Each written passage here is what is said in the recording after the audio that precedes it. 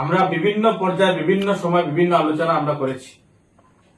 Even আমি একজন কংগ্রেসের জেলা পরিষদ সদস্য হিসাবে নির্দল 2 সদস্যকে কংগ্রেস দলে সমর্থন করে এবং হাইলাকান্দি বিজেপি ভোট গ্রহণ করতে আমরা নির্দলকে প্রথমে সমর্থন জানিয়েছিলাম এবং নির্দলকেও আমরা আহ্বান করেছিলাম যে বিজেপি বিরোধী ভোট গঠনের ক্ষেত্রে আপনারা আসেন, সহযোগিতা করেন। তারপর আপনারা দেখেছেন সোশ্যাল মিডিয়াতে বিভিন্নভাবে বিতর্ক আরম্ভ হয়েছিল যে অমুক বিজেপিতে তমুক বিজেপিতে বিভিন্ন ধরনের বিতর্ক আরম্ভ হয়েছিল। তারপরে ধীরে ধীরে স্পষ্ট হয়েছে যে হাইলাকান্দি জেলা বিজেপি বিরোধী কংগ্রেস দল ভোট গঠন করবে। গত 15-20 দিন আগে কংগ্রেসের জেলা সভাপতি, আমরা কংগ্রেস জেলা পরিষদ সদস্য হিসাবে আমাদেরকে জিজ্ঞাসাবাদ না করে মুন্না খানকে জেলা পরিষদ সভাপতি হিসাবে ঘোষণা করেছিলেন। তারপর কংগ্রেসের জেলা পরিষদ সদস্য হিসাবে আমি মাথা নত করে মেনে নিয়ে সমর্থন দিয়েছিলাম। বিগত আজকে 3-4 দিন থেকে যে কংগ্রেস দলের জেলা পরিষদ সভাপতি নিয়ে যেভাবে তুমুল বিতর্ক আরম্ভ হয়েছে, সেটাতে আমি একটাই কথা বলেছি যে হাইলাকান্দি জেলায় জেলা পরিষদ ভোট গঠন নির্দল ব্যতীত হবে না কংগ্রেসের, সেটা আমি বারংবার ওদেরকে বলেছি এবং নির্দলকে দিয়ে হাইলাকান্দি কংগ্রেস যাতে জেলা পরিষদ ভোট গঠন করতে পারে তা পূর্ণ সমর্থন আমি দিয়েছিলাম, আজ অবধি আমি দিয়েছি। গত 2 দিন আগে গুয়াহাটিতে নিয়ে সেই বাউতাবাজির যেটা মিটিং, যে বাউতাবাজির যেটা বানচাল সেটা হয়েছিল, সেটা আমি অত্যন্ত নিন্দনীয় এবং ধিক্কারজনক আমি বলতে পারি। কারণ আমরা জানি না যে একাংশ দুষ্ট চক্র বা দলাল চক্রের মানুষ সেই সমস্ত সিদ্ধান্ত নিয়ে অটল রয়েছেন।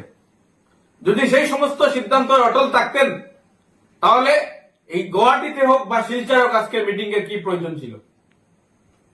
গতিকে আপনারা জানেন কংগ্রেস দল যদি মুন্না খানের স্ত্রীকে জেলা পরিষদ সদস্য এই সভাপতি নির্বাচিত করেছিল, তাহলে কেন আরেকজন জেলা পরিষদের সভাপতি নির্বাচিত হতে প্রার্থীর প্রতিযোগিতায় নেমেছিলেন? সেটাও কংগ্রেস দলে আমি একজন জেলা পরিষদ সদস্য হিসাবে আমি প্রশ্ন করছি। সঠিক যদি জেলা পরিষদ ভোট আমরা কংগ্রেসে দখল করতে হয় তাহলে নির্দল ব্যতীত হাইলাকান্দি জেলা পরিষদ গঠন হয় না। কিন্তু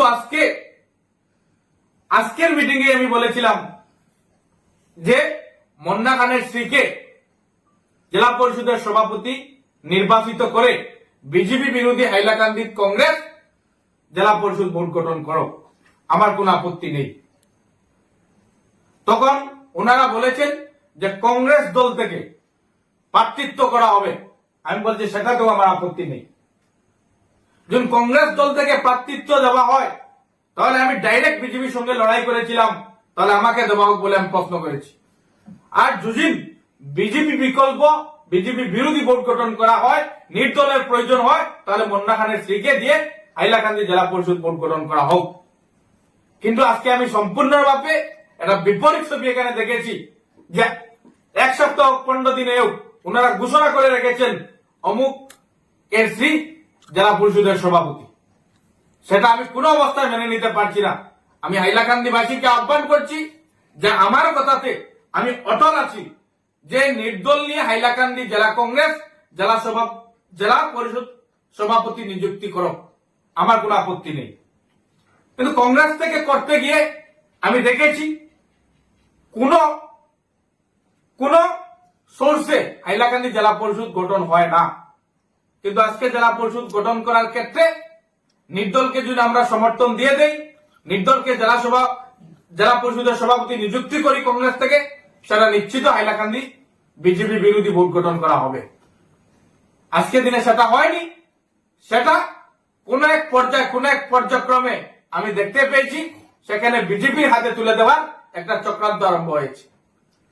আমি হাইলাকান্দিবাসীকে আহ্বান করছি যে আমি এখনো অটল আছি যে হাইলাকান্দি জেলা পরিষদ ভোট বিজেপি বিরোধী করতে হলে নির্দলকে প্রার্থিত্ব বিজেপি বিরোধী দিয়ে আজকে ভোট গঠন করা হোক। কিন্তু যদি নির্দলকে দেওয়া না হয়, সেখানে কংগ্রেসকে দেওয়া হয়, কংগ্রেস থেকে যদি আমরা প্রার্থিত্ব করি তাহলে বিজেপি বিরোধী ভোট সেটা করা সম্ভব হবে না, কারণ দুইজন নির্দল প্রার্থী রয়েছে। গতিকে আমাদের স্ট্যান্ড আমরা ক্লিয়ার যে হাইলাকান্দি জেলায় নির্দল ব্যতীত হাইলাকান্দি জেলা পরিষদ বোর্ড গঠন হবে না। কিন্তু যদি তারপরে সেই জেলা পরিষদ বোর্ড গঠন করতে হয়, মন্না খানের শ্রী নির্দল প্রার্থী উনাকে জেলা কংগ্রেস প্রার্থিত্ব দিয়ে হাইলাকান্দি জেলা পরিষদ বোর্ড গঠন দখল করো, সেটা পূর্ণ সমর্থন আমার রয়েছে। আদারওয়াইজ যদি জেলা পরিষদ বোর্ড কংগ্রেসের দখলে আসে না, কংগ্রেস দখল করতে পারে না, সেটা আমি বুঝবো যে আমি বুঝতে পেরেছি, যেটাও আমি হাইলাকান্দি মানুষকে আহ্বান করছি, বিজেপির হাতে তুলে দেওয়ার একটা চক্রান্ত আরম্ভ হয়েছে।